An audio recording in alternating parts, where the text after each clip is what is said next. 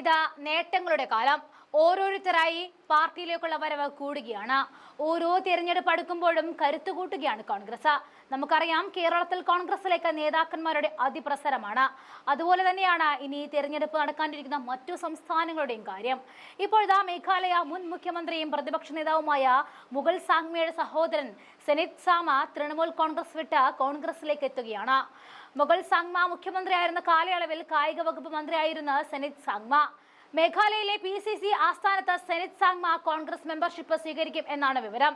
ദീർഘകാലം മുഖ്യമന്ത്രിയായിരുന്ന മുകുൾ സാങ്മ 2021 പാർട്ടി വിട്ട് തൃണമൂൽ കോൺഗ്രസിൽ ചേർന്നത്. മുകുളിന്റെ രാഷ്ട്രീയ നീക്കങ്ങളെല്ലാം ആസൂത്രണം ചെയ്യുന്ന സെനറ്റിനെ തങ്ങളുടെ ക്യാമ്പിലേക്ക് എത്തിക്കുക വഴി സംസ്ഥാനത്ത് വലിയ ഒരു രാഷ്ട്രീയ നീക്കമാണ് കോൺഗ്രസ് മുൻകൂട്ടി കാണുന്നത്.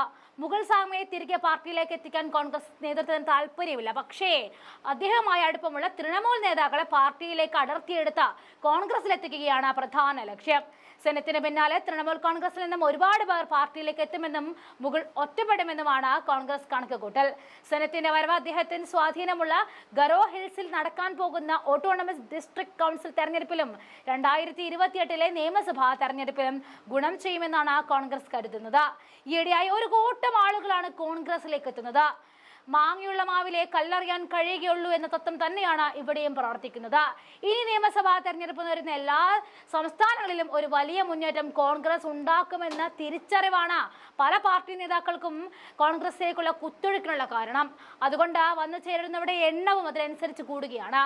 കഴിഞ്ഞ ദിവസം 100 പേരാണ് കേരളത്തിൽ നിന്ന് മാത്രം കോൺഗ്രസിലേക്ക് വന്നു ചേർന്നത്.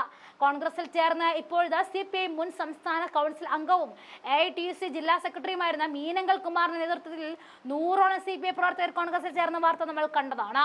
KPCC ആസ്ഥാനത്തെത്തിയ മീനങ്കൽ കുമാറിനെയും പ്രവർത്തകരെയും KPCC പ്രസിഡന്റ് സണ്ണി ജോസഫ് ഷാളണിച്ച് സ്വീകരിച്ചു കഴിഞ്ഞു. ഇതുകൂടാതെ വീണ ജോർജിനെ സാമൂഹ്യ മാധ്യമങ്ങൾ വിമർശിച്ച CPM നേതാവ് PJ ജോൺസൺ കോൺഗ്രസിൽ ചേർന്നിരുന്നു.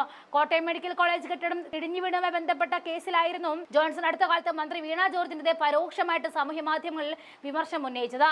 മന്ത്രി പോയിട്ട് MLA പോലും ആയിരിക്കാൻ വീണ ജോർജിന് അർഹതയില്ല എന്നും കൂടുതൽ പറയിപ്പിക്കരുതെന്നുമായിരുന്നു വിമർശനം. ഇതേ തുടർന്ന് ജോൺസനെ ലോക്കൽ കമ്മിറ്റിയിൽ നിന്ന് മാറ്റി നിർത്താൻ CPM തീരുമാനിക്കുകയും ചെയ്തു. തുടർന്നും ഇദ്ദേഹം വിമർശനം ഉന്നയിച്ചപ്പോൾ പാർട്ടി നേതൃത്വമായി ഇടഞ്ഞിരുന്ന ജോൺസൺ DCC ഓഫീസിലെത്തി കോൺഗ്രസിൽ അംഗത്വം എടുക്കുകയായിരുന്നു.